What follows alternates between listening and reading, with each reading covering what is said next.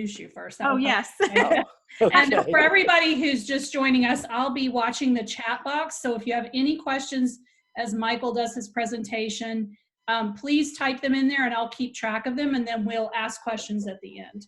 Okay, Lori, take it away. All right. So we'll start off by saying, hi, I'm Lori from Interior Design Community, and I am here to do a little show with you. And we have Mike Hayes as our guest, and he's from Kravet, VP of Furniture Sales at Kravet.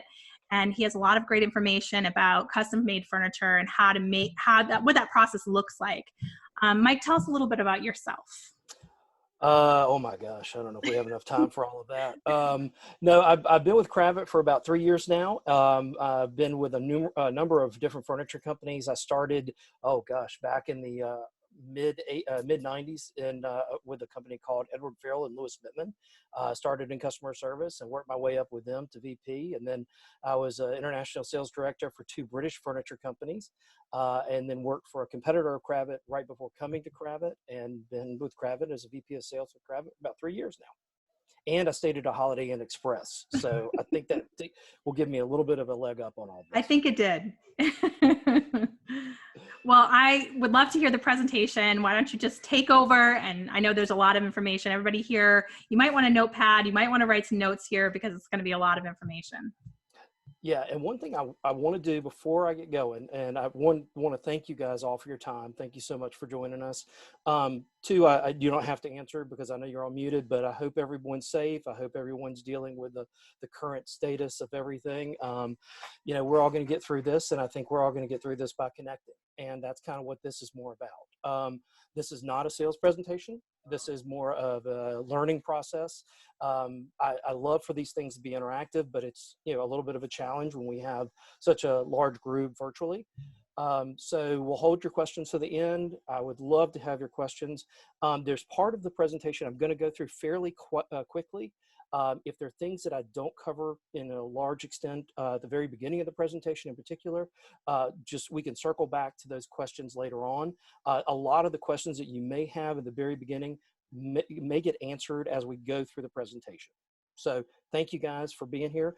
And one question I'd love to have the answer to at the end of this is, what creative ways are you know, how are you tackling business today? I mean, have you come up with, you know, having Zoom calls with or FaceTime calls with your customers to go over fabric selections? Have you had, you know, are you doing more virtually? You know, just whatever you're doing. We just love to hear the different feedback, and to let you know, we have a large group of designers that we work with at Kravet, and we share that information with each one of our other designers, and kind of give each other like a little bit of a leg up or a little bit of a sounding board or some help to deal with some of the challenges that we're facing today.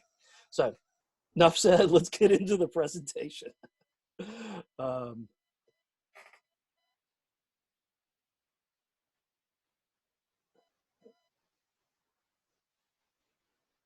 Okay. And Lori, you're still muted. I just want to, you don't have to come in, but will you guys just nod and make sure you can see my screen? Should see okay, great. Fantastic. Thanks, guys. So what we did is we put this presentation together for SCAD, for the students of the Savannah College in Art and Design. And then we realized that as we did it, there's probably a really good bit of information that we should share with some of our designers. And not only that, but with some of our sales team, and try an effort to kind of educate them to help you guys better. So as we go through this, you're going to, like I said, see a lot of this information is going to be fairly rudimentary. I apologize, just bear with me, because we have to level set and we have to make sure that we're all on the same page as we get into the presentation. So today we're going to go over basically an introduction to fabric to frame. Hopefully we'll answer some of those questions that you guys have, like, well, why did this chair only takes 10 yards and now I have to send 15 yards of fabric in? You know, the seat cushions on my customer's sofa keep rolling and creeping. Why is that? What's going on? Just some typical things that we run into on a day-to-day basis when we look at how a fabric interacts with a frame. We're going to go over fabric construction. We're going to go over some of the terms that are used in fabric construction, just so we all are on the same page. We're going to go over the types of fabrics that are typically used for upholstery. We're going to go over things to consider when you're using those types of fabrics for certain upholstery pieces. And then we're going to get into some kind of more nuts and bolts and more nitty gritty kind of things as far as applying the fabric to frame, things that you might run into. And when we're going through that part of the presentation, write your questions down so that when we have a discussion at the end, I can hear, or we can share what we've all faced and some of the interactions that we've run into when we work on some of these projects on a daily basis. So anyway, and I'll just ask, and you don't have to answer, just nod. Am I moving too fast? Am I speaking too fast? Okay, great. Fantastic. Thanks, guys. Okay, so just to level set, fabrics are typically woven, obviously, and they're woven in two types of forms. You have a warp weave, and you have a weft weave. The warp is the linear fabric, the fabric that kind of runs the length of the bolt. The weft is the fabric that is, or the yarn that is woven across the goods. That's what kind of creates the fabric, and that's what creates the weave. A lot of fabrics that we're going to discuss today, they're basically their makeup and what makes them the fabric they are is based on the yarns that they're using and the types of weave that they experience. I'm not really going to go too much into that, but I just want to make sure that everybody understands the general construction of fabric, and one particular term in particular, and that is the selvage, because I am going to be referring to the selvage as we get further down into the presentation. All right. So a couple of things that we want to make sure that we're all on the same page. When we talk about fabric and we talk about how fabric interacts with frame, there's several different things that really impact that. The biggest thing that impacts the way a piece of furniture sits is the hand of the fabric.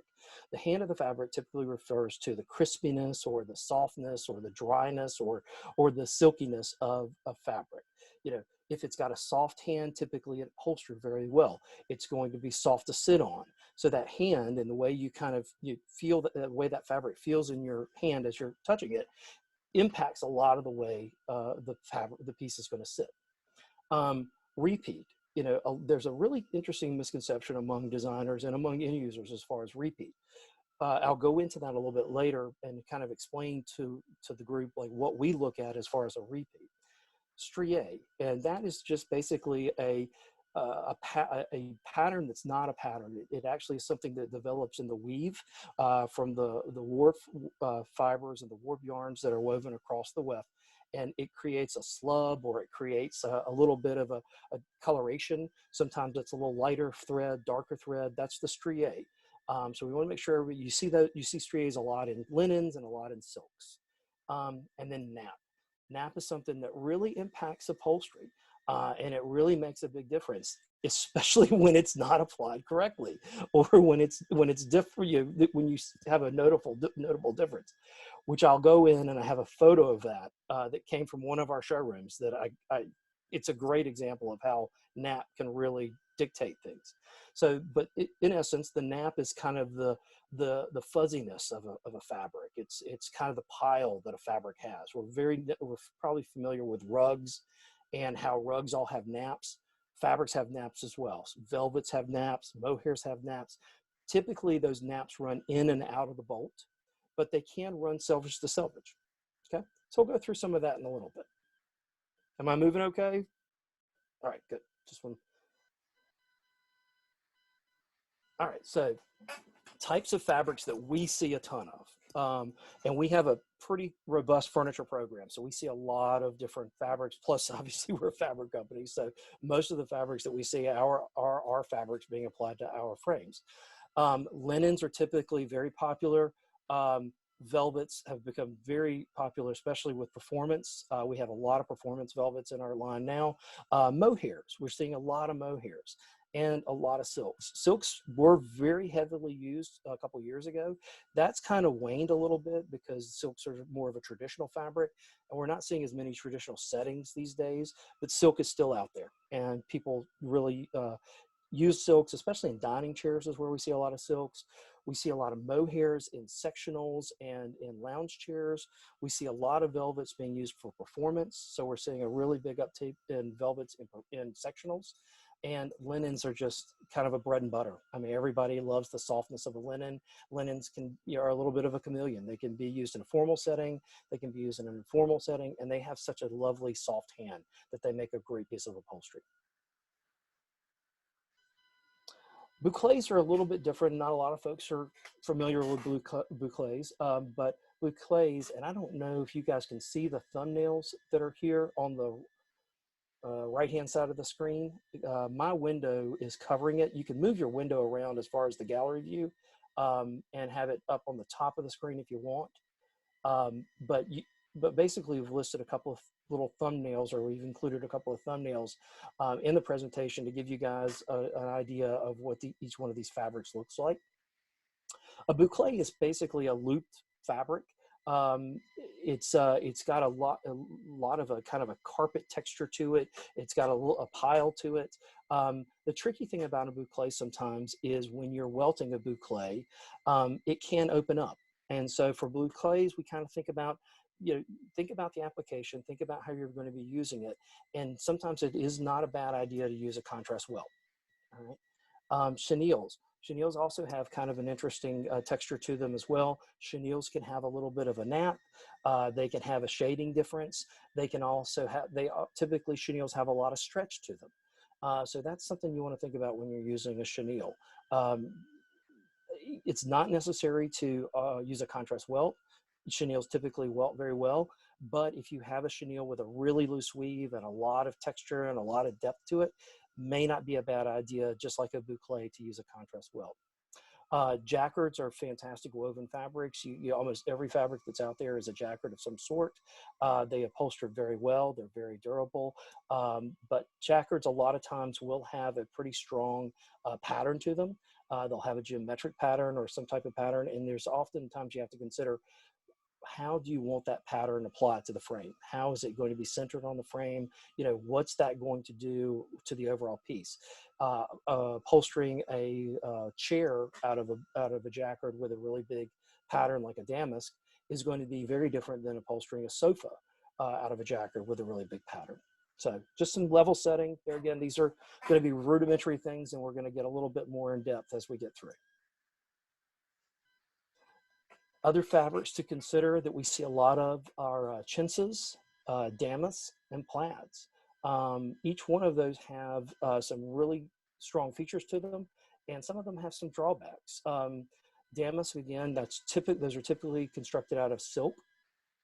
We haven't seen as many damask being used as we've seen in the past, but they are still being used.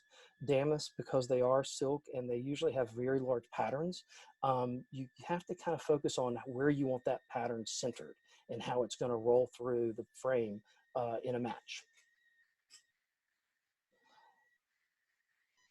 Okay, so we've put together a few questions that we'd like to address as we go through this presentation.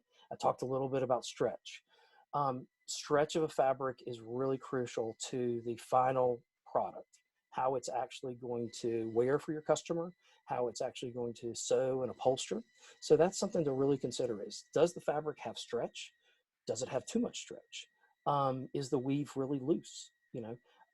What do I need to understand about this fabric before I send this fabric to an upholstery manufacturer?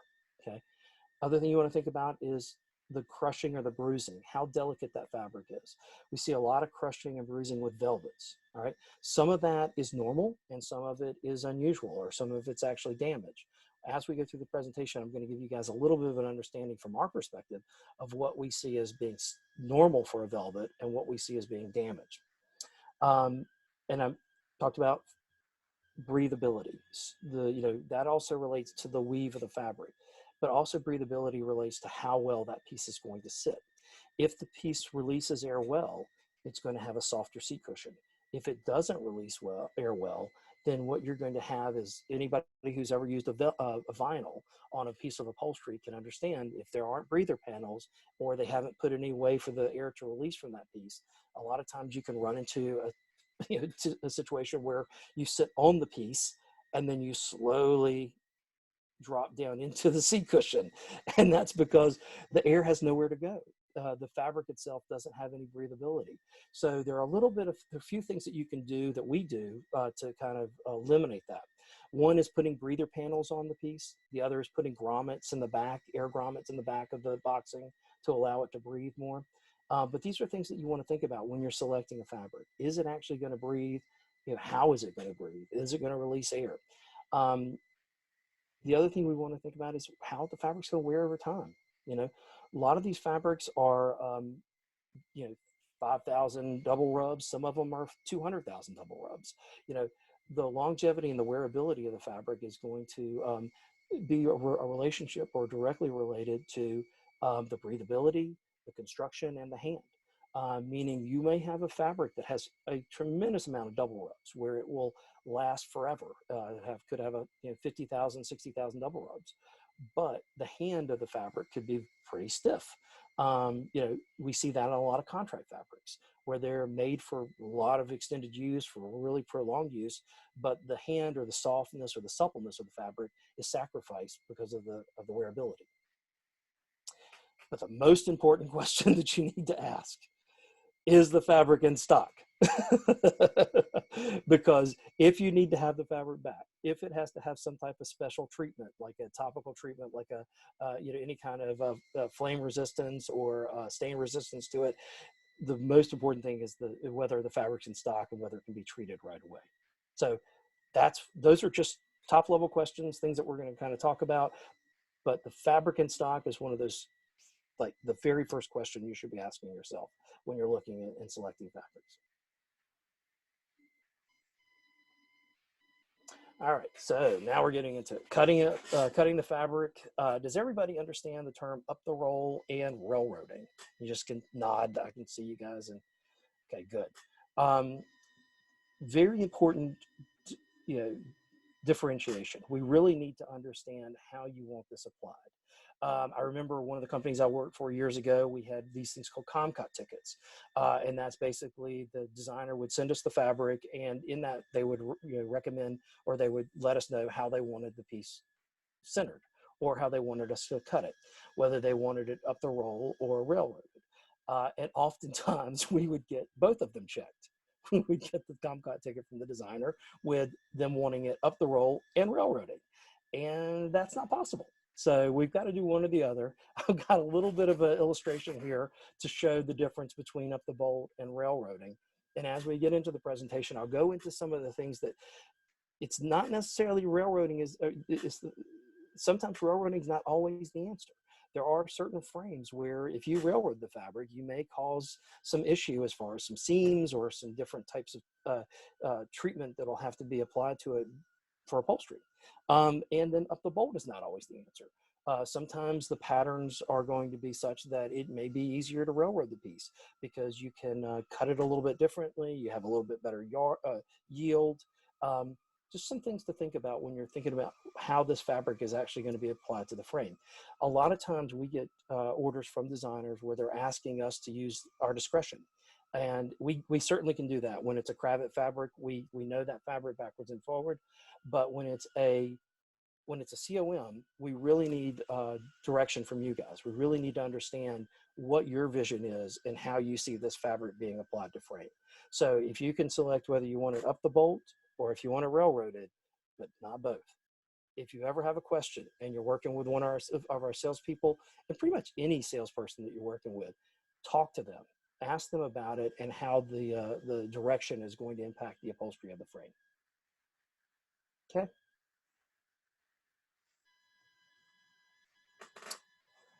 Backing and how it impacts fabrics.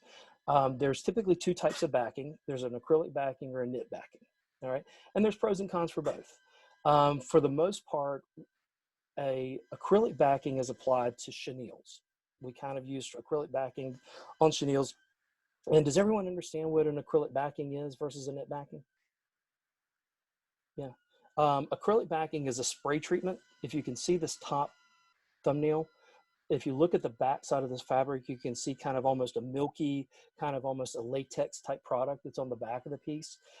This is sprayed onto the fabric and it keeps basically all the fibers and all the threads and everything kind of intact. A knit backing is exactly what it is. It's a very loose mesh that's applied to the back of the fabric. There are fabrics that lend themselves better to other types of backing. So for instance, chenilles typically and velvets respond well to acrylic backing. Typically knit backing is used on linens or on silks a lot of times, but there are some drawbacks to using some of these processes, even though they do eliminate some of the issues down the road. And I'll use some real examples here. I've had situations in the past where we've had a designer send us an order and then sent us in a silk, right? And they wanted us to use that silk for the frame. And then the fabric inspection department unrolled the fabric. They looked at the order, they looked at the fabric, and then they recommended that it be knit backed, right? And we were like, well, let's take another look at that. And what we realized was that the inspector was absolutely right. Had this silk been used on a lounge chair, it probably should be knit backed, because what it would do is it would reduce some of the stretch. It would keep the seam a little bit more crisp. It would allow the seam to be sewn and not have seam slippage and not pull apart, because silks are typically a little thin. It also reduced some of the transparency that we saw in the fabric, because the fabric was silk and it was fairly thin. But for this particular order, it was for 12 dining chairs, right? So for dining chairs, because there's really not a lot of sewing, it's not a loose seat cushion, not a loose back, you really didn't need to knit back it, and actually the knit backing impacted the sit of the dining chair kind of negatively. So we took a look at that and we decided, you know what, for this particular order, yeah, we would typically, if it were a lounge chair, we would want it knit backed. But if it's a loose, if it's going to be a dining chair with a tight seat, we think it's going to hold up better if it's got no backing. And so that's some of the things you kind of look into. There's always kind of a margin of error. There's always exceptions to some of these situations, but we also want you guys, when you're making these decisions on what fabrics to use, one, work with the salesperson, talk about what how you would like the fabric applied and what you want the end result to be, and then get an understanding of what the manufacturer is actually requesting. Go back and find out, why are they recommending knit backing? Why are they recommending acrylic backing? What's the reason? At the end of the day, most manufacturers don't want to have to do anything outside of the fabric that's not necessary. When we get a fabric, we want to roll with it, we want to produce your goods, and we want to get it out. But we want to make sure we supply the best product we can to you and your customer. So if you have a manufacturer coming back to you that's recommending knit backing or acrylic backing, ask them why. Start the conversation. They'll be happy to explain it to you. Some of the pros and cons. When you do back a fabric, it can reduce the stretch. If it reduces the stretch, that means that sometimes the hand or the firmness of the seat can be impacted, right? That's what I was talking about for the dining chairs. By applying that knit backing to the piece, it actually made the fabric sit more firm. So we felt like overall this piece would be these dining chairs would be much better without the fabric being knit backed. It does reduce seam slippage. You see that more in loose weave linens and loose weave chenilles. So both acrylic backing and knit backing can reduce seam slippage, but it will not eliminate it, okay?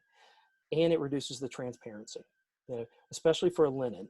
A lot of times the linens are very light weave, or they're very light color. They have a loose weave, and they can, what we call here in North Carolina, they can telegraph. So that means that the sateen that is on the seat cushion, that's on the fill of the seat cushion or the core of the seat cushion, can read through the transparent fabric.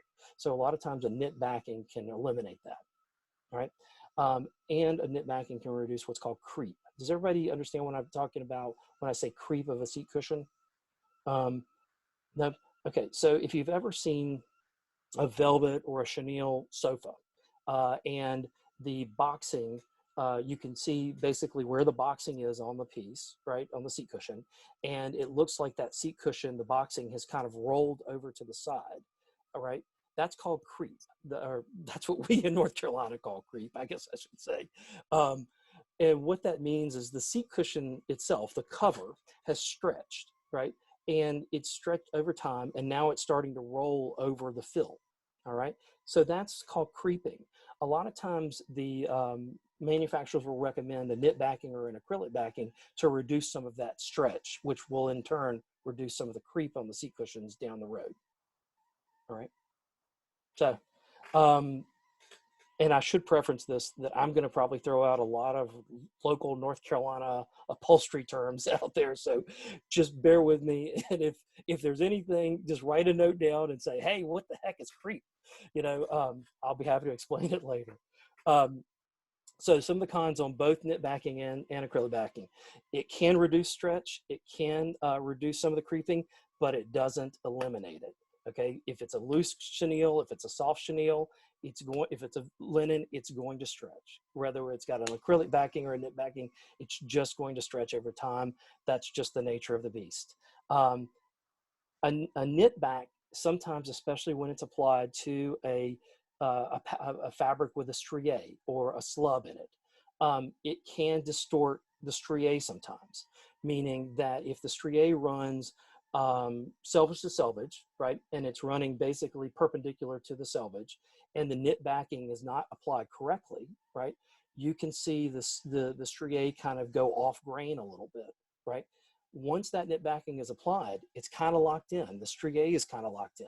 So where that makes it really tricky is when you're doing a skirt out of that piece, or when you're doing the seat cushion, when you're cutting the seat cushion, because those are finite lines. Those are lines that are, to the eye, you're always going to see that vertical or horizontal line.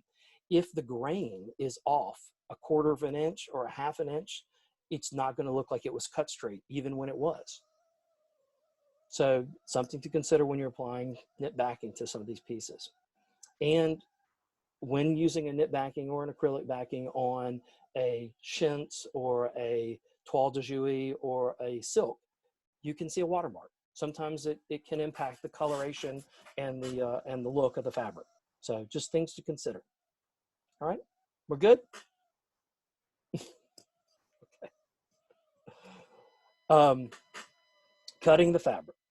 One of the things that we run into as a misconception a lot is when we talk about repeats, right?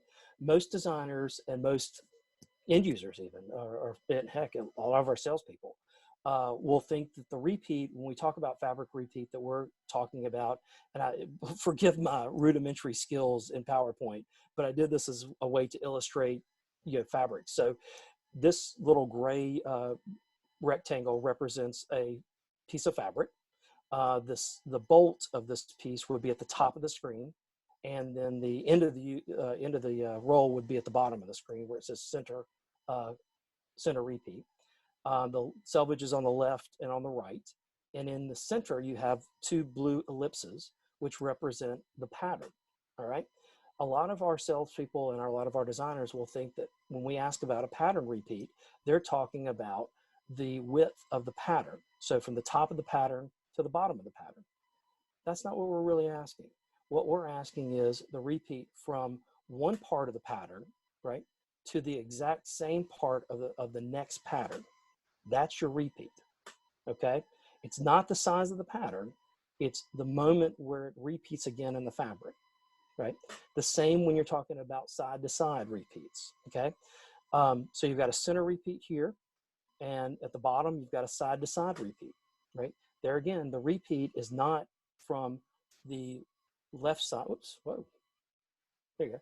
Not from the left side of the ellipse to the right side of the ellipse, but it's from the left side of the ellipse to the same point on the next ellipse, okay?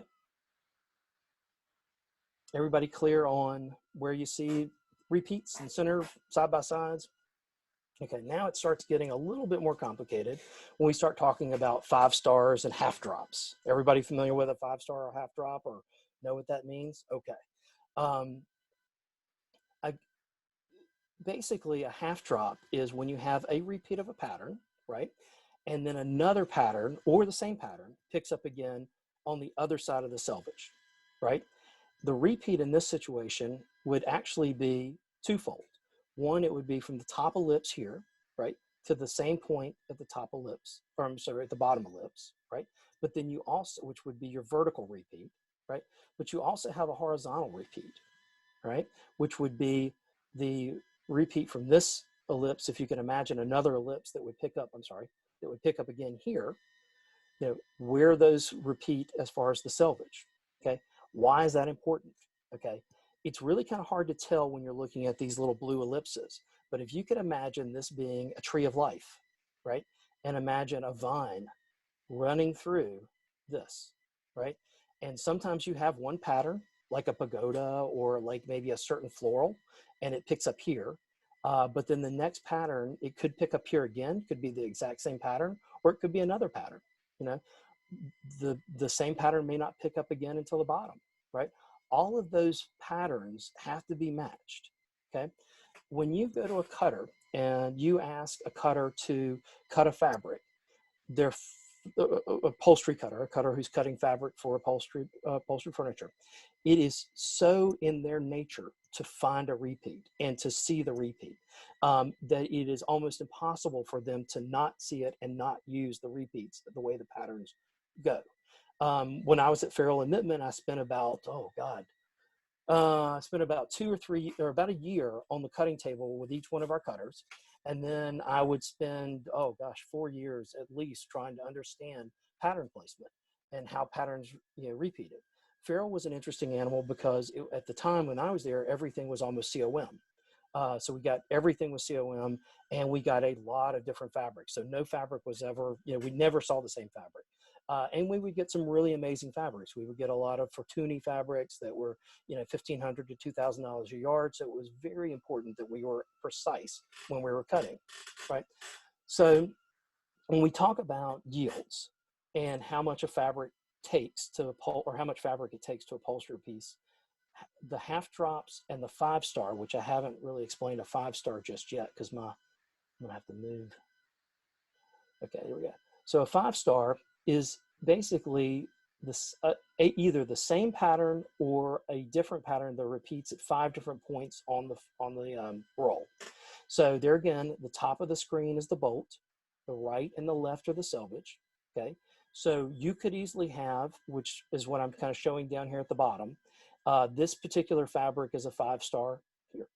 Okay, it's kind of hard to see in this smaller section of the fabric, but basically you have these 5 motifs or 4 motifs that repeat in a kind of a square pattern, and then you've got a center motif, right?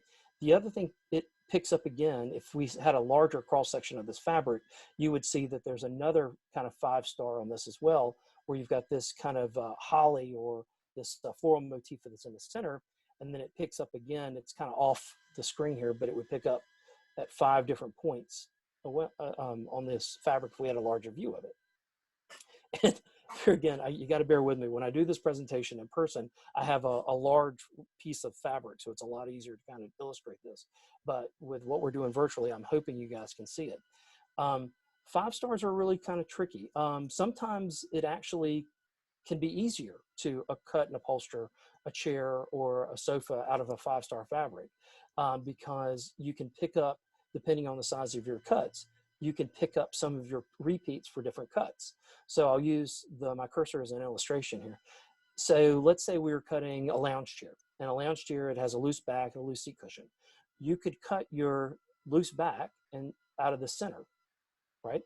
And depending on the size of your loose back, you could possibly pick up an outside arm out of this motif, right? Or another outside arm out of this motif, right? Or let's say you decided you're going to center, it's a smaller chair and you're going to center your seat cushion here. You may be able to get the top of the seat cushion on the left side and the bottom of the seat cushion on the right side, right? So the yield's good. You can actually cut this particular piece out of a decent amount of fabric. But there are times when you have larger repeats and larger patterns, and those will really impact how much fabric is used. I'll get into that a little bit later, and I have a little bit of a better illustration that doesn't require as much visualization. All right, so moving on. Other tricky fabrics and other things to consider are a 4-way repeat, plaids, stripes, unbalanced stripes, and velvet stripes. And I've got an example of almost all of those. The 4-way repeat can also be a plaid. So you can also see a 4-way repeat in a plaid, okay? But plaids or 4-way repeats can also be stripes, they can be diamonds, they can be geometrics, okay? A 4-way repeat is a tricky one to kind of work with. But sometimes it can actually be a little bit easier because sometimes you can cut it almost like plain fabric, because depending on the fabric, it can actually lay and roll right into place. Stripes are really tricky. Stripes are one of the things that are trickier for most companies or most people to cut and to upholster. In here on the bottom, we have a really interesting animal that's an unbalanced stripe.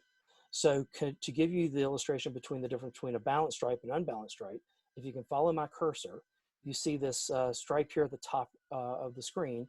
It's got a dark stripe, and then it's followed by a gold stripe on either side of it, and then a green stripe on the other side. Ooh, uh-oh, sorry. So that's a balanced stripe. So meaning that if you took a center point, everything falls off in balance as you go from that center point to the right or left of it. Unbalanced stripes, like this one here in the bottom left. Okay, notice how you've got this really dark gray, and then followed by a small light gray, and then a dark gray again, and then a light gray and a dark. Notice how it's not the same on the other side of the dark fabric, right? That's an unbalanced stripe. Okay, now this bottom one on the right is a really tricky one, because not only is it an unbalanced stripe, but it's an unbalanced stripe that's velvet and has a damask pattern behind it. So now there is a really standard top to this, meaning this floral pattern that you can kind of see is almost like a watermark, this damask. You want to top this, and you can't really reverse it. You can't do anything different, because if you do, you're going to see the pattern change, right? So what is this crazy guy talking about? Right. This hopefully will help a little bit more. So when you're talking about plaids are really interesting in the fact that you can railroad a plaid if you want. What I've done here is I've shown you a standard up the bolt cut for a plaid, and the same fabric, exact same fabric, railroaded, right?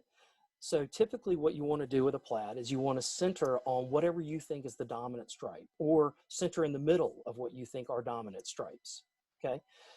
Which is fine, right? And we can cut this any way you want. But notice how different it is when you change it to railroading. And notice how the dominant stripe that you may think when you're looking at the fabric up the bolt changes when all of a sudden you're looking at it as a railroaded fabric. Everybody following? Yep. Now, I mentioned the balanced stripe. So when you're upholstering a outside back of a piece and you have a balanced stripe, and that's why these are a little bit akimbo. I'm actually decent enough at PowerPoint where I could have lined these up as far as the squares being the same side. But what I did is I actually lined up all the stripes, right? And that's what you do a lot of times when you're upholstering a piece. So if you can think of this top square as the inside back of a piece, right? And this bottom square as the outside back, you can shift your pattern. You can shift your outside back. You can shift your arm to where you can line those stripes up. When it's a balanced stripe, you can do that, right? If you look to the right, notice you can't do that, right?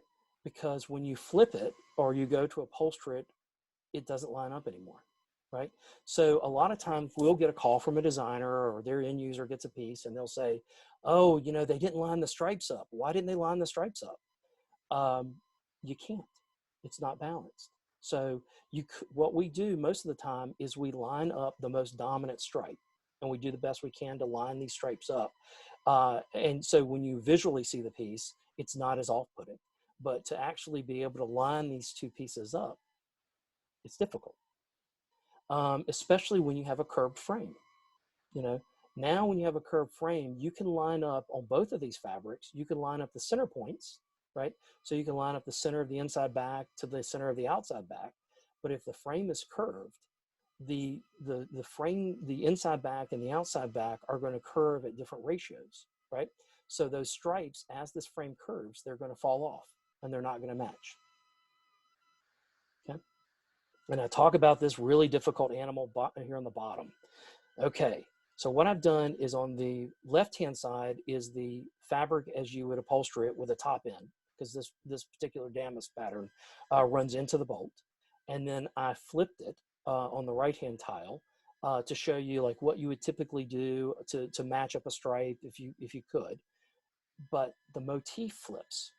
So now you can't really flip it because you've got the stripes are one thing, but then you've got the damask pattern that's here that you, if you flip it, you're going to be upholstering it upside down. And that's going to stand out, especially when you look at this chair from afar. Yeah. So hopefully that gives you guys a little bit of an illustration. It may encourage more questions than anything, but it hopefully gives you some ideas to think about things as far as the information you can supply to a cutter on how to cut these fabrics helps tremendously. It really does. And ultimately, at the end of the day, it gives you guys the product that you're wanting. So on that note, I've given you kind of some real world examples of some of the things that we run into with plaids and stripes. Okay, this chair on the top left, if you'll notice, I have this in here because it's one, it's an unbalanced stripe, but two, look at the welt on this. Notice how it has like a little bit of a candy cane motif to it. That's because the welt was cut on a bias. Perfectly normal. It's what should have happened. This is actually one of our Brunswick and feed chairs, which is our highest in line. It's exactly the way it should have been cut. It should have been cut on a 45 so that you have a nice stretch. But some designers and some end users will get this and say, why didn't they cut the welt straight so that it matched up, right? Well, it's really tough to cut this welt or cut this in a straight cut welt and match all of these little stripes up. Very difficult. You can do it typically on the front rail, and you may match everything up on the front rail, but as you run the sides, it's going to be next to impossible to line all the stripes up. Okay, so what do?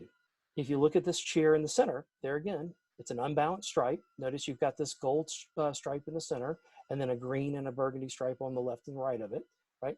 So in this situation, the designer decided to use a gimp, right, as opposed to a welt. Makes a huge difference. Now we don't have to think about, oh, okay, do we need to strip cut this? How do we need to line all the stripes up? What do we need to do? Decisions made. We're going to use a gimp, and not only that, at the end of the day, it makes a much better piece of upholstery. This buffalo plaid here in the top right is really interesting because it's cut the way you would typically cut a piece. It's exactly cut right. It's the way you would typically cut any large plaid. What you typically want to do is match everything on the front rail, right? And if you match your front rail, everything is going to match as it flows through the piece. So the seat cushion, the back cushion, the seat, and the front rail will all match, right? But notice as you roll the top of the arm, right? So here you've matched the front rail, right? But the top of the arm, the buffalo plaid is off, okay? There's nothing wrong with that. That's the way really the fabric lays, and that's the way the fabric should be cut. In this situation, what we decided to do was put a seam here.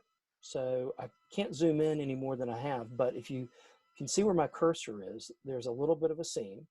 And when we put the seam in, we decided, well, you know what? We can recut this top of this arm and line all the stripes up. So when we redid this chair, this was caught in our inspection process, and we decided, you know what? We're going to recut this, and we're going to line all the stripes up. We did that, but that's not what every manufacturer will do.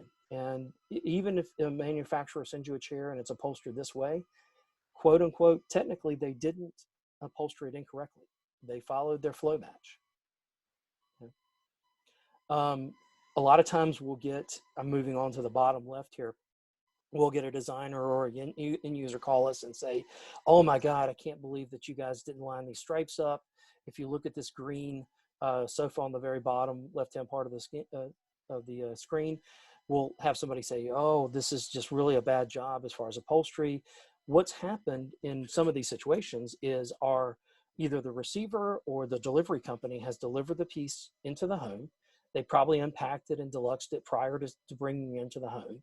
And then, you had a guy who was making multiple deliveries that day and just put the seat cushions in it, right? And the end user sees it and gets alarmed because nothing's lined up.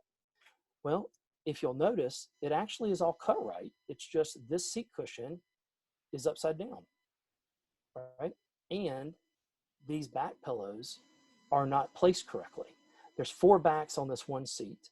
The left back is correct, but the right back's not. I'm sorry, the right arm facing back is not. And the same with these. So we'll, you know, a lot of times we'll get a call and say that there's something wrong with this or we didn't do anything right. But then really it's something as simple as just moving the cushions around and just making sure they line up. A little bit of the same kind of topic, but a little bit different approach. I put this kind of Chesterfield sofa in here mainly for the arm panels. If you'll notice the arm panels, right, how they're different, right? You got this burgundy stripe that's kind of centered here on this arm panel. And on the other arm panel, you've got this light blue with a burgundy that's kind of running. You see a little bit more of the burgundy on this arm panel, right? A lot of designers will see that and say, this is not cut right. Why didn't they match the arm panels? You know, it is actually cut right because what they did is they followed the match of the front rail, right? So if you follow this stripe all the way across the front rail, the panels match up. And on the other side, panels match up. So nothing wrong with it. It's cut correct.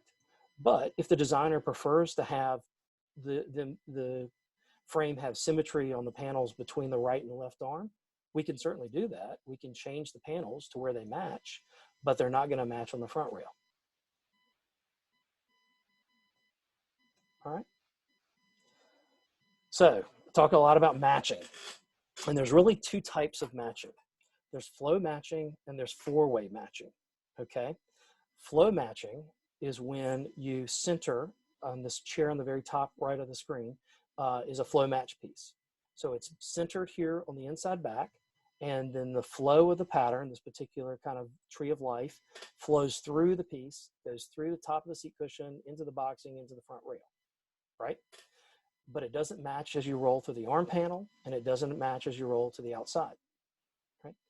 A four-way match is where what we've done here on this Brunswick and feed chair at the very bottom, what we've done is we've lined up all the motifs so that they flow through the piece. So if you'll notice on the seat cushion, the boxing matches, then it falls down into this pagoda that's on the skirt. But not only that, but as you roll through the kick on the kick return on the left arm facing, you'll notice the pattern picks up. And not only that, but it's also in the go behind here on the skirt, and it picks up on the outside arm. So it's almost like the fabric has been laid across the piece without any interruption. That's a four-way match. To do a four-way match takes a lot more fabric, you know, obviously, because you're lining things up differently, you're matching things out. To do a flow match, there's nothing wrong with a flow match, but it's just a lower piece of it's a lower it's less attention to detail, and because you have less attention to detail, it doesn't take as much time to upholster it, and so therefore the price is a little bit lower. Okay, nothing wrong, they're both, you know, fine, but it's just a different approach. And here's a little bit larger example of that, so you can see kind of what I'm talking about. But I also wanted to point out two different things on this four-way match on this Brunswick chair. Oops, whoa. On the four-way match, these motifs are not exactly how this fabric rolls off the bolt, right? This is actually a half drop. So this peacock is going to be on your left arm or on your left selvage, right? And this pagoda is on your right selvage, right? What we have done is kind of cut it and kind of matched it out. And because of that, we've had to seam it.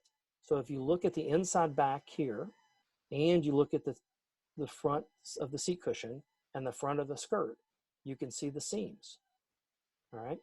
We also, when we do that, we put another seam on the other side for balance, okay? It's not because the pattern needed it and because we had to do it to piece it out. It's because we wanted to make sure that there was symmetry between the piece. Okay. So can everybody see the difference between a eight-way match or a four-way match and a flow match? And now can you understand how there's, you know, the pattern really does impact how you're going to upholster this piece. Talk about railroading and what to consider and what not to consider. So what I've done here is I've got a fairly basic fabric. It's not a plain, but it is typically going to be cut like it's plain cover. It has a strié. So on the left-hand side, you can see the two tiles. One, the top tile is where the strié is cut into the bolt. So the bolt would actually be here to the top of the screen, all right? On this bottom tile, it's actually railroaded, right? So that the fabric is turned to its side. And the bolt would be to the right, okay? Now, how that impacts the upholstery of this frame. Okay, if you can see this little square here, most designers would want to railroad this, okay? And the reason they would want to railroad it is because of fabric yield, right? You can cut this into the bolt or you can railroad it. Either way, you can actually do it. The only difference is going to be how you want the strié to actually be applied. So the only thing that's going to kind of be an indicator that you railroaded it or topped it is how the strié runs, whether it's running vertically or horizontally. If you top in, it will run horizontal, right? So it would be opposite of how this little thumbnail is shown, right? But when you top in, you have a couple of other things that you have to consider. If you top in, now you actually, if you cut it up the bolt, you have to seam this front rail because this front rail is wider than 54 inches wide. So you have two options to seam it. You can either seam it in what's called a full width of the goods. So you can put a full width and then seam it out from that, or you can seam it at the cushion break. At Kravet, typically we seam at the cushion break. You know, that's just something we decided to do. Now, if you top it in and out of the bolt, which is opposite of what I'm showing here, the chaise seat cushion is cut fine, you know, because you've got plenty of yardage to be able to cut this large seat cushion, right? But the seat cushion is probably about, the cutting pattern on the seat cushion is probably about 59 to 62 inches deep, right? So if you railroad it and you want to make sure this strié is shown the way I've got it here, you now eliminate the need for any seam on this front rail because you can cut this in one piece, right? But you can't cut your seat cushion for your chaise, right? Because the width of the goods is 54. So if you cut it and you put one selvage here and you railroad it and you put one selvage on the front seam, the other selvage is going to land right about here, right? Most of the time we've kind of engineered these frames to where that seam will be under this seat cushion, but you can't always guarantee that. So I use this as an example of, yes, railroading is fantastic. Yes, you can save a lot of yardage, but it can also, sometimes it's not always the answer. Sometimes you need to think of beyond just railroading and the yardage. Also, railroading is really apparent when you're looking at bench seats and sectionals, all right? So I've taken that same fabric and that same swatch and I've elongated it. Sorry, it kind of gets a little distorted when I make such a large elongation. But this is basically the fabric as it would be topped in, okay? So now we're cutting this bench seat cushion and we're topping into the bolt, right? Not railroading, but topping it into the bolt. You can see the strié is running horizontal, right? But the width is only 54 inches wide. So you're going to have to seam it, right? And not only are you seaming it on this seat cushion here, but you're also seaming on the front rail, right? And you'll probably have to make some decision on whether you want to seam it here in the center with the back cushion break, or how do you want to apply it? Now, you can railroad it, and it's actually preferred to railroad it. And when we apply this fabric to this frame, we recommend railroading. But there are some things that you have to consider when you're railroading, mainly the fact that the striés are going to be a little bit off of each other, meaning the strié is going to be vertical in both pieces, but it's not going to typically line around. We'll do the best we can to line everything around, but remember, you're centering on the piece. So in this particular situation, we recommend railroading and using a fabric that can be railroaded because it eliminates the seams, it avoids the seams. But you really have to consider what the pattern and the strié is for the fabric and whether it actually can be railroaded or not. And getting to that question, everybody familiar with those yardage charts that every upholstery manufacturer has, to where it's like, okay, if the goods are 54-inch wide, there's 10 yards needed, but if it's 52 inches wide and it's got a 24-inch vertical repeat, add 20% more fabric. This is why. All right, I talked a little earlier about kind of pattern placement and cutting a frame or cutting a pattern. My rudimentary attempt to show you guys what a pattern would look like when it's being cut on this particular fabric, hopefully illustrates what you run into. This box, or this outside box, represents the inside pattern, or the pattern that you would use to cut this inside back. Okay, now I've also got this 5-star in a little bit bigger pattern, so you can kind of see. So what we've decided, and what the designer decided here, is to center on this floral motif here. Okay, so it's wide enough to where we can get this back and cut that back without having to seam, which is great. But we lose all of this material at the top and the bottom of it. So now the yardage and the yield has increased. So this particular chaise, which usually takes 10 yards, using this pattern and centering it out and matching it out, is probably going to require 13, and it may even require more. And I'm hoping that gives you guys a little bit of an understanding of how patterns and placement can really impact the yield. At the end of the day, we feel like most of our designers would really rather see a perfect match and spend a little more on the yardage than to have it forced and to have the match off and maybe get it out of less yardage. Now, moving on to velvets. If you can believe it or not, this little square at the top of the screen is a swatch or a photo of this fabric that's on this sofa on the left-hand side. Okay, this modeled appearance in this velvet is normal. That's how this velvet is made. It's got a lot of modeling to it. But we have had situations where we've made this piece for a customer, and the end user gets it and says, "Oh, my fabric's all damaged. It's all That's normal. That's the way it should be." If you're ever in a question about this and you're working with one of our folks, ask for a larger piece of the fabric. We're happy to send you a larger piece of the fabric so you can see it and show it to your customer. Another thing we run into a lot of is bruising. Right. And I was on a call earlier and we were talking about the difference between bruising and crushing. And one of our salespeople said, well, you can eat a bruised banana, but you don't really want to eat a crushed banana. Right. And the basic difference is wear. Normal wear will cause bruising.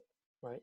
And what I've done is shown this picture in the center shows you how a velvet seat cushion has people have been sitting on it. Right. We took the back pillow off of it. Right. And you can see where people have sat on this piece. It's gotten some bruising or whatever, but that's perfectly normal. That's what's going to happen.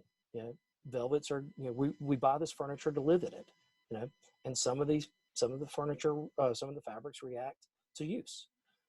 Very normal. Nothing wrong with that at all. And then I mentioned normal use. If you look at this back pillow and you can see some of the puckering on the sides and this indentation in the back pillow, right? There again, that's normal. That's just where somebody sat in it, and the velvet has reacted to being sat on and to being used.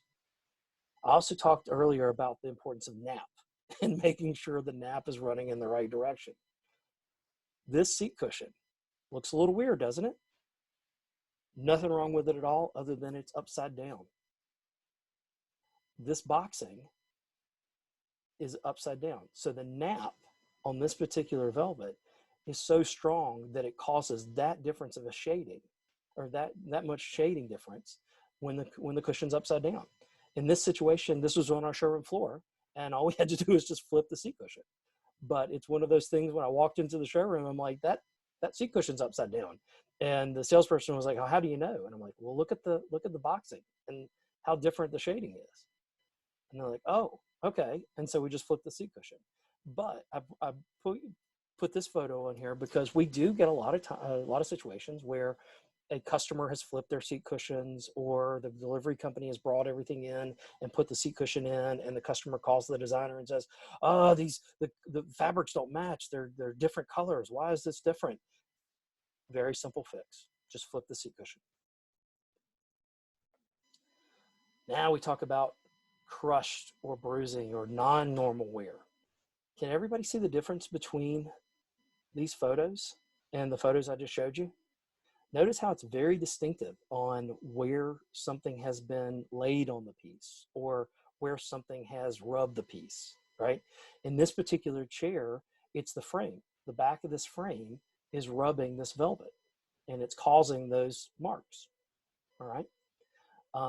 So yeah, that's something that is not typical. You know, it is from wear, it is from use, but it is something that you really shouldn't have to experience. What I would recommend in this situation is maybe not using a velvet, because a velvet, any velvet you use is probably going to be crushed by this frame. If you'll notice on the other picture, you'll notice these little striations that are kind of running through this side of the left arm facing, right? Notice how they kind of look very similar to, I don't know, shrink wrap or packaging marks. Yeah. That's where that's been crushed.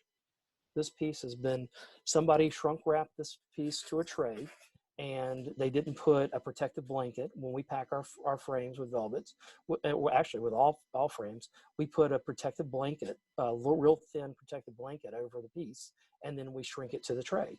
And that protective blanket keeps any of this wrapping from happening.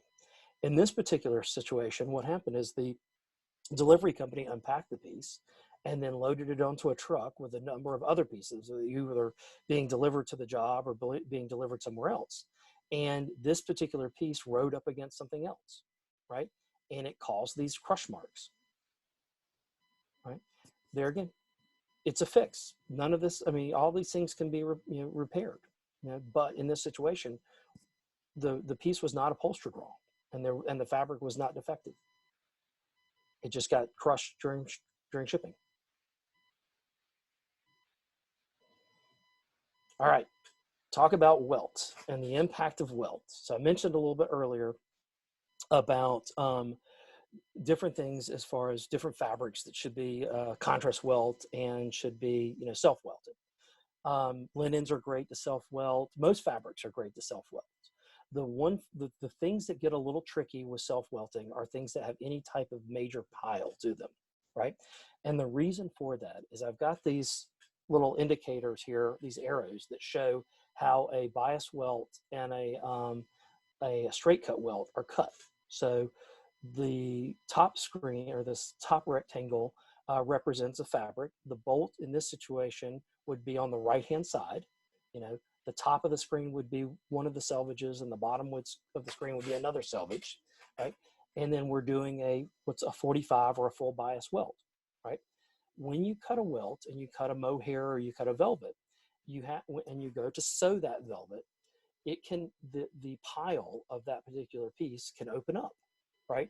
And when it opens up, it looks a little bit like a caterpillar, like a woolly worm, right? And there's nothing wrong with that. It's just the use of the goods. It's what you kind of expect, because it's got a pile. But some designers prefer not to have that. In that situation, we recommend using a contrast welt. You can either use a cord, or you can use a silk or a leather or something else that really offsets this piece, but it welts better than the mohair, right? Now we get a lot of questions about a full bias welt and a straight cut welt, and why you use one versus the other. The major difference between a full bias welt and a straight cut welt is stretch, okay? Fabrics stretch really well on the diagonal, right? So when you go from selvage to selvage, like I've got this little square or this little rectangle of fabric, and you go from the top selvage or the bottom selvage, or the right left selvage facing or the right selvage facing, depending how you're looking at it, this fabric stretches really well on a diagonal, right? Why is that important? Okay, when you sew a welt and it has stretch, when you apply that welt to a loose back, if it has stretch or a curved frame, if it has stretch, it can follow the curve. It can follow the curve of the loose back, right? Think about a loose knife edge back. A lot of times you need that extra stretch in order for it to follow a rounded corner, right? So you see that welt being very smooth, right? A straight cut welt typically doesn't stretch as much. When you're looking at the selvage to selvage, a straight cut welt is not going to stretch as much as a full bias welt, right? What that means, what that basically, how that impacts the frame is on that same loose seat cushion, or I'm sorry, that loose back cushion, where it's a knife edge, you may see some puckering, right? Because what's happening is the welt doesn't stretch as much as the seat cushion, or sorry, as the back cushion does, right? So the back cushion is stretching. The back cushion typically has a rounded nature and it's got a dimension to it. The welt itself doesn't. And so it's following the sew line, but a lot of times it's getting kind of bunched up because the cover itself is pulling it in a different direction. So sometimes you do see, on loose backs in particular, some kind of waviness that'll happen in a straight cut welt, all right? There again, I go back to these things and these terms because none of this is wrong, right? There's nothing wrong. It's not that there's anything right about a full bias welt and everything's wrong with a self or with a straight welt. They're very different. They have pros and cons. A full bias welt takes a lot of yardage. You know, for a chair, it takes about 1.5 yards additional, right? For a sofa, it takes about 3 yards, right? Because in order for you to get your welt, you have to cut it in a bigger section of the fabric, you know, and it's going to take about 1.5 yards for a chair. Straight cut welts are great because you can pick them up out of lower yields of fabric, right? And a lot of times with your straight cut, you can pick it up in between your cuts. Meaning, if you can imagine a back pattern or an outside arm pattern being cut, and then you had some like waist in between your next cut, you could get your straight cut welt in between those, right? But remember, your straight cut welt's only going to be 54 inches, right? Whereas your bias welt is going to be more like 65 inches, right?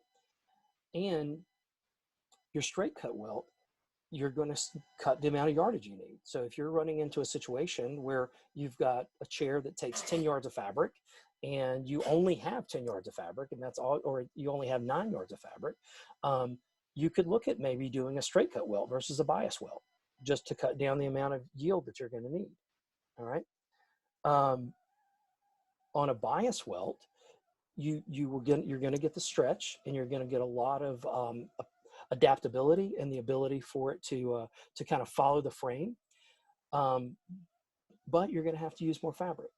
The other thing where bias welts and straight cut welts are real important is when you're looking at the base of the piece or the outside or the outline of the piece. Almost every frame is outlined with welt. All right. So when you have a sofa and it's 80 inches or 90 inches wide, and you've got a straight cut welt, and your straight cut welt, if you're cutting it top in or top out of the bolt and you're cutting a straight cut welt, remember that welt cut is only going to be 54 inches wide. So on an 80 or a 90 inch sofa, you're going to have to piece it out. You know, you're not going to be able to get a full width without seaming that welt on the base or without seaming that welt on the outside back, right? There again, nothing wrong with it. It's just the way the industry is, and the way you have to prepare the fabric. On a full bias welt, you can typically get a longer cut, right? And sometimes you can get away with using that full bias welt on the front rail and not having a break in the welt until you run to the outside back or until you run to the outside arm. Okay? So just things to think about. There again, nothing wrong. They're both equally fine. They're both just like a flow match versus a four-way match. Yeah. It's just the bias welt typically has some kind of restrictions, but it also has some benefits, meaning the restrictions being you're going to need more yardage, or I guess you're going to need more yardage for it. The straight cut welt, you can get it out of less yardage, but you may not have as much stretch in the welt, and you may have to piece your welt more. And I talked a little bit earlier about seam slippage, and that's a really important thing. When we are sewing upholstered pieces, you know, loose seat cushions, loose backs, we want to make sure that the seams themselves hold up. You know, we usually allow a larger cut so that the seams have a little bit more room behind them. right? But there are some fabrics like some linens and like some loose weave chenilles that when they're sewn, they can open up or they can pull apart, right? What we recommend in those situations is you may find us asking you to back the fabric, not necessarily because of the stretch or because of the way it's going to creep or what it's going to do when it's on the seat cushions, but mainly because of the seam slippage. You see that a lot in linens. There is a funny little test that you can do about seam slippage that's really fun, but it's kind of a little bit rudimentary, but it definitely works. And it's called the pencil test. And if you have a swatch of your fabric and it's not seamed or serged or whatever, so it's kind of open, you can put a pencil through the piece about a ½ inch in from the raw edge of the piece and pull it. And if it pulls apart and opens up, then you probably want to back it, because that's what's going to happen when you try to seam it. If it doesn't pull apart and it doesn't open up, then you're probably okay. The weave is probably strong enough to where it's not going to have an issue. Are we still on? Okay. Lori, we good? Okay. My screen changed a little bit, so I just wanted to make sure I didn't lose anybody. So that's what seam slippage, and that's when we talk about seam slippage, what we're concerned with. It's not necessarily anything about the fabric. It's more about the longevity of the piece and the comfort of the piece and the wearability of the piece. Over time, is that seat cushion going to, is there a chance that the seam could open up? Is there a chance that with use that the seam could separate a little bit? And that's where, when we ask a fabric to be back because of seam slippage, we're really wanting to make sure that we're supplying you and your customer the very best product we can. All right. On that note, there are some things that you can do with just typical seam that will reduce seam slippage and will counteract a loose weave fabric or will counteract a thin fabric. We can top stitch a fabric. So I'm going to scroll back, and if you guys will bear with me for just a second, I'm going to go back to my wonderful example of a Brunswick and Fee chair. Okay. And if you see this front edge, and I showed you the seam, this seam is top stitched, right? And what that is we've sewn the seam together, and then we fold the fabric back on itself, and then we run another seam down the edge of the seam, right? And what that does, in particular in this fabric, because I think it's a toile de jouer, or kind of a lighter fabric, is it strengthens that seam. So over time, when people sit on this chair, there's a lot less likelihood, if this seam is top stitched, that it's going to open up. Okay, we typically do that a lot with silks. You'll see a top stitch on a silk, you'll see it on a chintz, you'll see it on a toile de jouer. Typically thinner fabrics are the ones that we're going to top stitch or recommend top stitching. A lot of people also call that a French seam. There is a little bit difference between a French seam and a top stitch. Basically, it boils down to the way you actually seam the piece. I'm not going to get into all that because it's very complicated to describe virtually. I recommend any of you guys just do a Google search on a French seam, and there's multiple things you can pull up, and it'll show you, what a French seam is versus a top stitch seam. Another thing that we do, especially for leathers, is a baseball stitch. A lot of people also call it a double needle. At Kravet, we call it a baseball stitch, and that's the image that's on the far right of the screen. What you've done here is we've done a blind stitch down the middle of the piece, right? But then we've opened that piece, the seam up. So if you can imagine the back of this seam, there's two raw edges, right? And we flatten those edges, and then we've taken what's called a double needle machine, which is two needles with two different feet, and we just run an extra seam down the right and left side of the blind stitch, right? We do that with leather a lot. It strengthens a leather seam. It really helps a leather seam. And most importantly, what it really does is this blind stitch, if it were just left raw and open, over time, it would probably open up and you would start seeing the threads in the stitch behind it, right? By doing this double needle, it keeps it from opening back up. So you always just see that double needle seam. Plus, it looks really cool. And I talked a little bit earlier about contrast welts. There's a couple ways you can use contrast welts. One is as an upholstery treatment to really give an accent to a piece. You can use contrast welts when the fabric itself doesn't lend itself to welting well, like a mohair or a velvet, right? You can also use contrast welts that are like decorative, you know, where they're like a cord or you know, or a flange. There's a couple of different things you can do to really add an extra oomph to the piece. I mentioned blind stitch just a second ago and weltless pieces.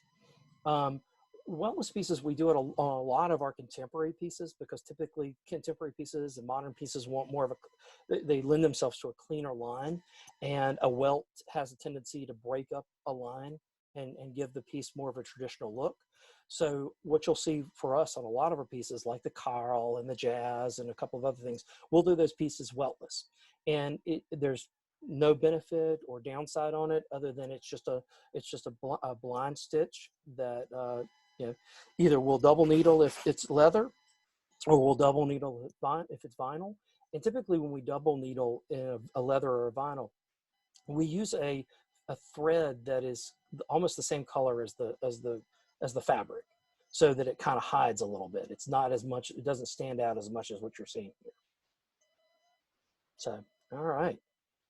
Last thing, and I promise we're getting towards the end and we're almost done. I know this has been great. Thank you guys for holding on. But fabric stretch.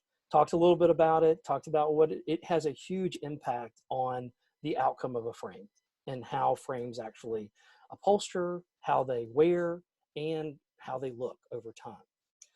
A lot of times you'll see buttons on the inside of curved frames, like this frame here at the bottom, right? Or you'll see a gusset on a curved frame. Those things are decorative but they are much more functional than anything. These gussets and these buttons help keep the fabric close to the inside back. Helps the fabric follow the contour, the concave in this situation, of the frame, right? It also reduces the amount of stretch that's going to happen over time, and it keeps it from puckering over time, right? So these seams help in multiple facets. So we get a lot of questions where a designer will call us and they'll say, can we eliminate the seams? Can we eliminate the buttons, right? And, you know, unfortunately our answer is it depends, because it depends on the fabric you're going to want to use, right? And if you're willing to accept the fact that over time it's going to wrinkle, right? Because without these gussets and without these buttons, this fabric is going to wrinkle and it's going to pucker. And what the industry typically refers to as comfort wrinkles, you know, they're just wrinkles that develop from use, right? A lot of times you can avoid some of those wrinkles by using a stretchy fabric. Stretchy fabrics, or fabrics that have stretch, they do two things. They give much better, but then they rebound much faster.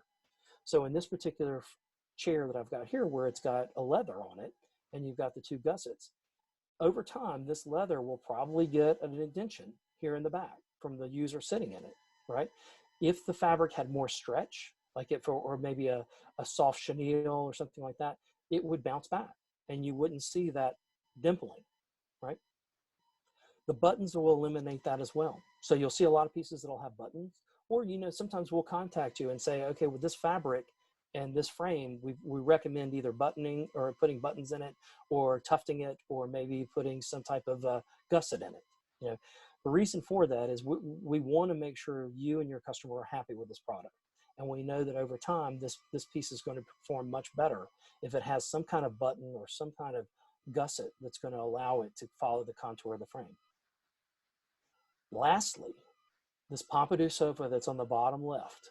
This is a modern piece. It's a great example of how weltless pieces really have that modern look. If you'll notice, there's no welt on this piece.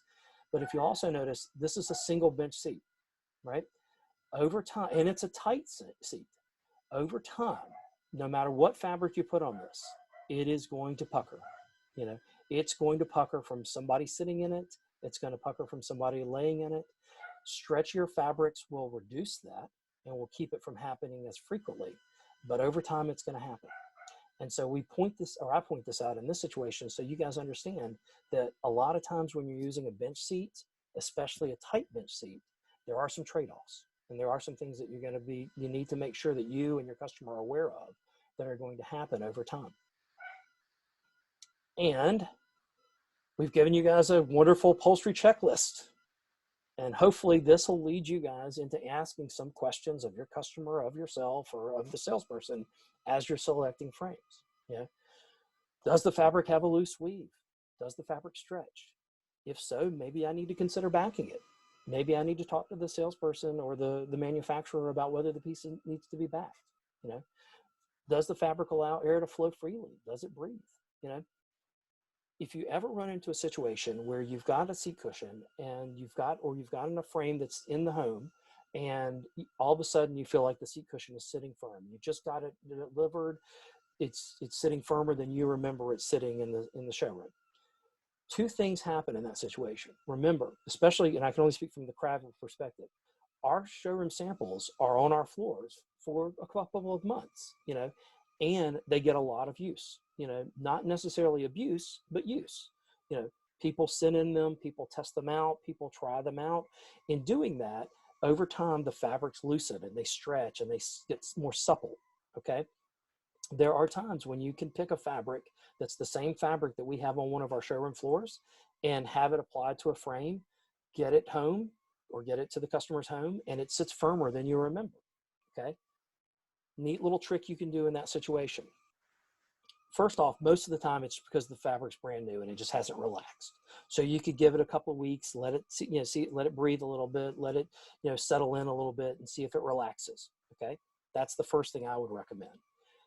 If it doesn't relax after a little bit of time, what you can do is unzip the boxing, right? Put it back in the frame and then sit back down on it, right? If all of a sudden it sits much softer than it did than before, it's because now more air is being released from it, right?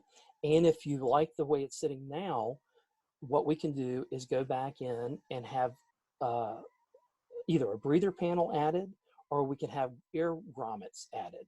And when I talk about grommets, they're just little round grommets that you're probably all used to, but they have kind of a mesh in the center of them, right? And that mesh allows air to release from the seat cushion, right? And that will really make a big difference on a firm fabric, right?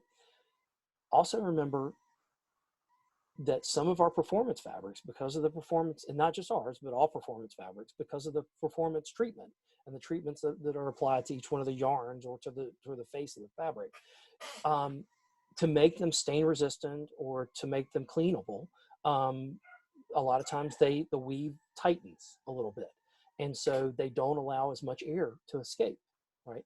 So there are times when you're going to need to let that performance fabric break in a little bit, right? You can test it out by, you know, unzipping the boxing, see if it sits a little bit better than, you know, it did when it first arrived. If that's the case, then we can certainly go back and put grommets in it so that it breathes a little bit better. But remember, performance fabrics are probably that's one of the trade-offs. It's probably gonna have a little bit firmer hand. So just be ready for that and ask yourself that question when you're selecting the fabric at the very beginning. Okay. Is the fabric transparent? You know, we talked about fabrics that are see-through. You see that a lot in linens. You see that a lot in silks. You know, knit backings a lot of times will eliminate that. You know, how will the fabric wear over time? You know, and I'm going to ask these two together. Does the fabric crush or bruise? Okay. Remember, you've got two different things that you got to think about there. Think about how the fabric's going to wear, but also think about the application. You know, if you're going to put a silk on a sectional in a family room, probably going to have some trade-offs there. You know, it's probably not going to wear as much or as well as, say, a mohair would, but it's not going to be as durable as a performance velvet. You know, yeah, you may love that, you know, that sheen and the lightness of the fabric and how, you know, the hand of the fabric, but one of the trade-offs is going to be that whether it's going to wear well or not. You know, so think about the application and where it's actually, or how it's actually going to be used. That also is the same when you're talking about bruising, right? When you're using a velvet in an area like a family room, which is going to get a lot of use and a lot of traffic, check the wearability of the velvet. Is it going to bruise over time? And make sure your customer and you are very aware of that being a natural part of the velvet. How will the fabric look when sewn? You know, and did you supply the center? You know, did you give direction as far as whether you wanted to be centered on a certain motif or whether you wanted to be cut up the bolt or railroaded? These things all happen, or these things all help in answering these questions. They help us when we're manufacturing this piece for you. And then lastly, you know, what are some of the questions that would be on your checklist? And then that is it. And I will quit talking and just start listening. Well, actually, we have some questions for you already, so you're going to have to Okay. talk a little bit. Happy to. Both of the main ones that we have right now are really about Kravet itself. So the first one is Kravet currently in full production for new custom orders? And if so, what are current lead times on sofas? Oh, okay. That is a good question.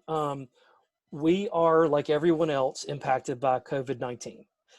So right now we will be resuming some of our normal manufacturing by the end of this month. And then some of the manufacturing will start back up in the beginning of May. So right now, all of our upholstery is pretty much on a hold. We are accepting new orders. And what is beneficial about sending an order to us now is we are taking that and putting it in queue. So all of the orders will be produced in the pattern that they received. So if we get an order today, it falls behind an order that we received yesterday, which falls behind an order that we received on Friday, right? So we're going to produce those pieces as we receive them. So the nice thing is now we're already starting to see our backlog kind of increasing. So it is good to go ahead and get those orders in now, even though we're not currently producing. I hope that answers the question. I don't know if it does or not.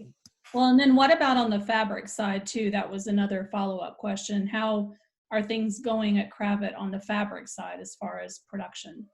Okay, so I'll answer that in two parts. One, if you have fabric, like say maybe your drapery workshop is still up and running and they're doing draperies for you and you need to buy some fabric for draperies, certainly send that in. We are functioning full service, and our distribution facility is in Anderson, South Carolina.